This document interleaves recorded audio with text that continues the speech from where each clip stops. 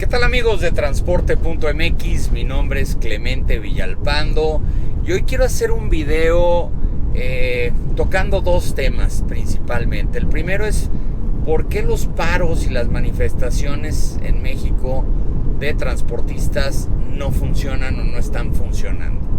El día de hoy es 5 de febrero del 2024 y se convocó o se está haciendo informalmente una manifestación. Se habla de que el próximo 15 también va a haber otra manifestación, un paro nacional en contra de del gobierno por no hacer acciones relacionadas con la seguridad.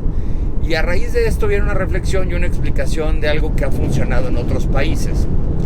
Hoy les voy a platicar de por qué no funcionan los paros nacionales en México y también les voy a platicar la historia de los Teamsters en Estados Unidos, y no sería fácil ni sería lógico platicar de los Teamsters si no les platico y les digo quién fue Jimmy Hoffa. ¿Quieren saber acerca de Jimmy Hoffa, los Teamsters y por qué los paros de transportistas en México no funcionan? Quédense, esto es Transporte.mx.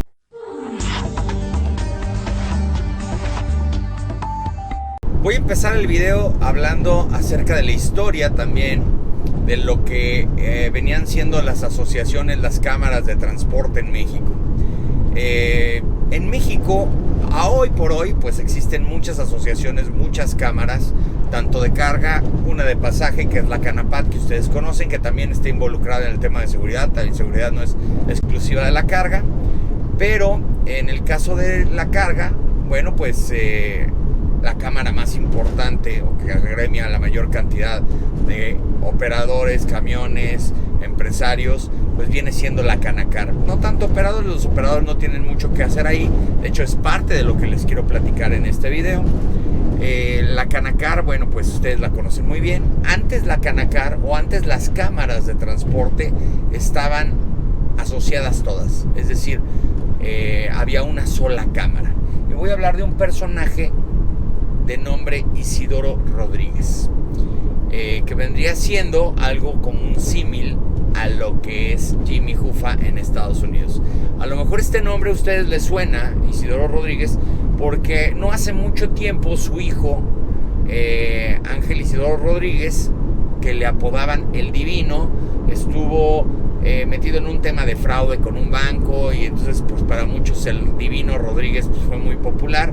Su padre fue el líder de transportistas pues más importante que hubo antes de que existiera la Canacar. Hoy existen asociaciones como la AMOTAC, que dirige un transportista al cual le apodan el Búfalo, la CONATRAM, que ya tiene muchos años, que es una cámara en donde pues realmente nada más hay un solo líder, que es Elías Diprame de San Luis Potosí, que tiene una empresa que creo que se llama Mexpur, y la Canacar y muchas asociaciones locales. ¿Por qué no funcionan los paros? Pues porque no se convocan en conjunto. Si AMOTAC convoca un paro, Canacar tiene la instrucción de no salir y no apoyar ese paro. Nunca hemos visto a los líderes de las asociaciones y de las cámaras sentados en la misma mesa haciendo un posicionamiento ante la autoridad. A la autoridad no le interesan las manifestaciones, ni los paros, ni que se vayan dos camiones a vuelta de rueda en la autopista y afecten a muchísimas personas. A la autoridad no le interesa eso, no le importa. En el caso de ayer, dice la Secretaría de Gobernación que había llegado a un acuerdo con los transportistas lo desconocieron. En fin, no hay unidad gremial, y ante esa situación de que no hay una unidad gremial y que pues muchos ven por sus propios intereses y muchos dicen yo no voy a hacer un paro porque yo voy a atender a mi cliente, pues no se logra hacer una manifestación real y por ende pues no va a pasar absolutamente nada. No hasta que se unen las cámaras, las asociaciones, pues en la fotografía sí salen muchas veces juntos. Cuando empieza Equipo Transporte, ahí ves a todos, los invitan, se saludan, se toman la foto, pero realmente no hay un trabajo en conjuntos. Para la autoridad, el gremio de los transportistas está dividido, y entre más dividido y más fragmentado esté, pues obviamente es mejor para ellos, porque pues no es tan fuerte. Ahora les voy a contar la historia de los Teamsters. Este es un sindicato que no es privativa del transporte, pero sí el 90% de sus sindicalizados son operadores, son transportistas. Vendría siendo pues no tanto una cámara empresarial, sino más bien una unión de trabajadores del transporte, más operadores, pues lo que vendría siendo una CROC, una CTM, pero una división especializada en transporte. El logotipo, si ustedes lo ven, los voy a poner aquí, son unos caballos.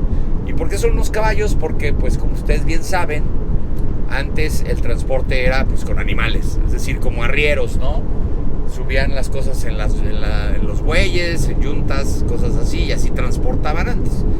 Y lo mismo pasaba en Estados Unidos, pero con lo que llaman wagoners o las vagonetas, que eran las carretas, las carrozas, donde ponían la carga y lo jalaban con caballos. Por eso el logotipo de los Teamsters, o el Sindicato de Transportistas de Estados Unidos, pues está representado en caballos.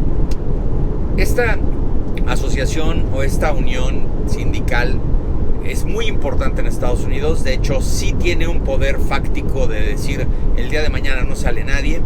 Nos hemos dado cuenta que en México no hay una unión en materia de operadores. Todo es en empresarios, y a los empresarios les afectas en el patrimonio, pero no son las personas más afectadas en los robos, porque la persona más afectada en un robo, en un asalto, es el operador. Eso también tiene mucho que ver. Y no van a salir a manifestarse los operadores si no tienen la instrucción o el permiso de sus patrones, a menos de que sean hombres camiones, que bueno, pues a final de cuentas tampoco están tan unidos y tan comunicados. Jimmy Hoffa es un personaje, y ahorita les voy a contar un poquito la historia de su vida. Es un personaje que lideró esta unión de transportistas en Estados Unidos y llegó a ser uno de los hombres más poderosos del país. Él nació a principios del siglo pasado, en 1913, en Indiana. Su padre era un trabajador minero que murió muy joven de cáncer en los pulmones por la cantidad de cosas que respiraba en las minas. Sabemos perfectamente que a los mineros generalmente sus condiciones laborales son muy precarias, muy pobres, y pues quedó huérfano muy joven.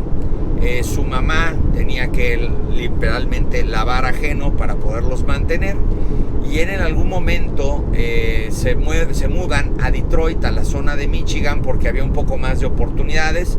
Es como la zona del Bajío que ya empezaba a tener este auge automotriz, y bueno, la mamá consiguió trabajo como obrera en una fábrica automotriz poniendo tapas de distribuidores, y él empezó como, podríamos decirle, machetero, estibador en una empresa.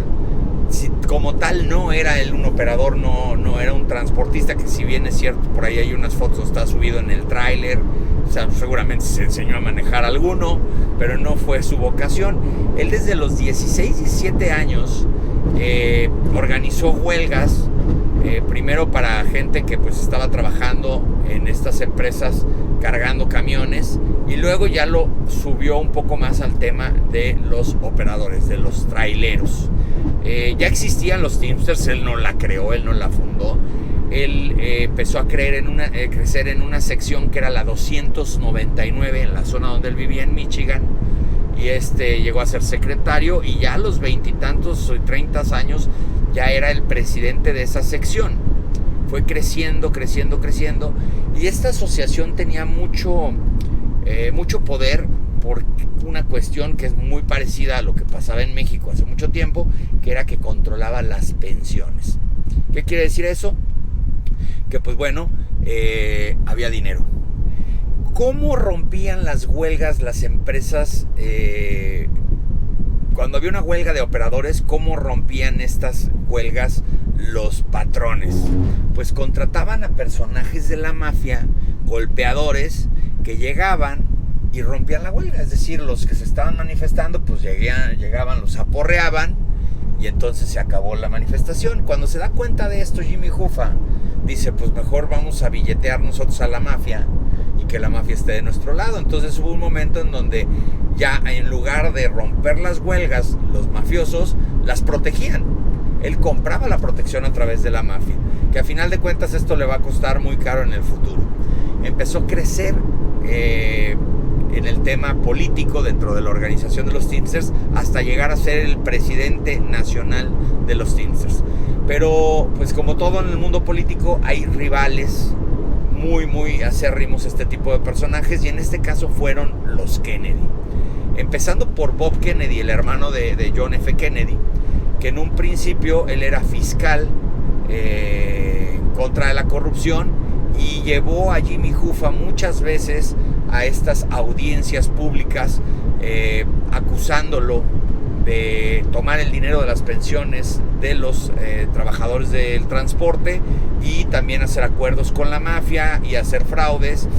Y está documentado que ya hay hasta videos en donde se gritonean entre ellos en estas audiencias. Y para mala suerte de Jimmy Hoffa, pues John F. Kennedy llega a ser presidente de los Estados Unidos y designa a Bob Kennedy como fiscal general, el cual de las primeras acciones que tuvo asimismo es armar un departamento dentro de la fiscalía para poder tronar a Jimmy Hoffa, cosa que eventualmente logró.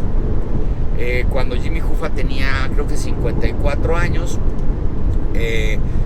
lo logra meter a la cárcel por 13 años. Creo que el cargo más fuerte, que fue de 8 años, fue por haber sobornado a un jurado en un caso previo, y el otro fue por fraude. Entonces le sumaron 13 años. En ese inter, mientras él estaba en una cárcel en Pensilvania, pues muere John F. Kennedy y también asesinan a Bob Kennedy. Luego el presidente de los Estados Unidos, Richard Nixon, lo indulta, lo deja salir de la cárcel en un acuerdo en donde él, pues uno de sus temas era, es más, él llegó siendo todavía presidente de los Teamsters a la cárcel, pero hubo un momento donde su proceso ya se complicaba mucho, entonces tuvo que renunciar y dejó a una persona que se llamaba Simmons como presidente de los Teamsters, que dicen que él lo traiciona, que él negocia con Nixon que dejen salir a Jimmy Hoffa siempre y cuando el acuerdo se acepte que él no podía volverse a postular como presidente de los Teamsters en una cantidad de tiempo determinada, que creo que era como 10 años.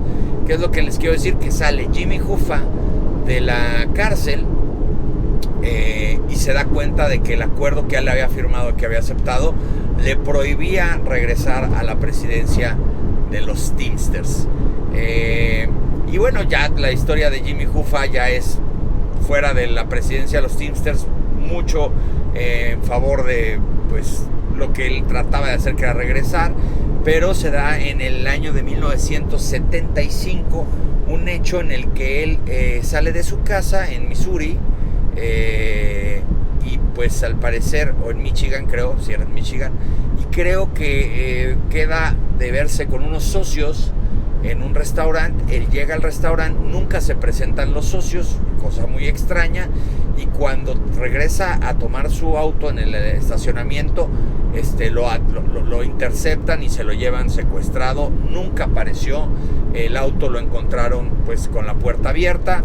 Posteriormente hicieron indagatorias a unos personajes de la mafia, en donde pues después en unas periciales y los perros en un automóvil de uno de los indiciados o de los que eran sospechosos, se encuentran restos de sangre, de DNA, de cabello de Jimmy Hoffa. Nunca encontraron su cuerpo, por más que buscaron, que dicen que escarbaron hectáreas y hectáreas buscando su cuerpo, nunca lo recuperaron. Obviamente sí lo asesinaron, y así murió, y así acabó la historia de probablemente el líder sindical transportista más importante y significativo de la historia. En 1998 su hijo Jimmy Hoffa Jr. llega a la presidencia de los Teamsters, pero si bien es cierto, ya era otro Estados Unidos, ya era otro el esquema sindical, y ya no logró ser pues la figura que era su padre, ¿no? La lideró, no recuerdo hasta dónde, pero sí recuerdo que en el 98 llega a la presidencia de los Teamsters. Los Teamsters siguen siendo muy importantes, siguen siendo un sindicato muy importante. Insisto, tienen recursos porque manejan las pensiones y el retiro de los transportistas, de los operadores. Pueden detener empresas completas, inclusive pueden detener el país, porque son muy están bien comunicados. ¿Por qué hice toda esta plática de los Teamsters? Bueno, pues que les quiero platicar cómo pues sí existen algunas maneras en las cuales se puede hacer coerción hacia el gobierno. Hoy por hoy la Guardia Nacional no está haciendo bien su chamba, no está trabajando, no está evitando la inseguridad en las carreteras. No es un tema de patrullar, es un tema de perseguir el delito, de evitar, de usar inteligencia, de encontrar en dónde está el mercado, en dónde se están vendiendo los productos, dónde se están deshuesando los camiones, y entonces pues acabar con esto de origen, de raíz. En fin, espero que les haya gustado esta reflexión sobre por qué los paros y las manifestaciones no funcionan. Si ustedes conocen una manera en la cual podamos organizarnos los transportistas en un futuro y lograr mejores resultados, pónganlo en los comentarios, por favor. Si les gustó el video, denle like, suscríbanse al canal para que en cuanto se suba el video les llegue una notificación y sean de los primeros en verlo. Y ya saben, que tengan un muy buen viaje y muy seguro viaje. Saludos.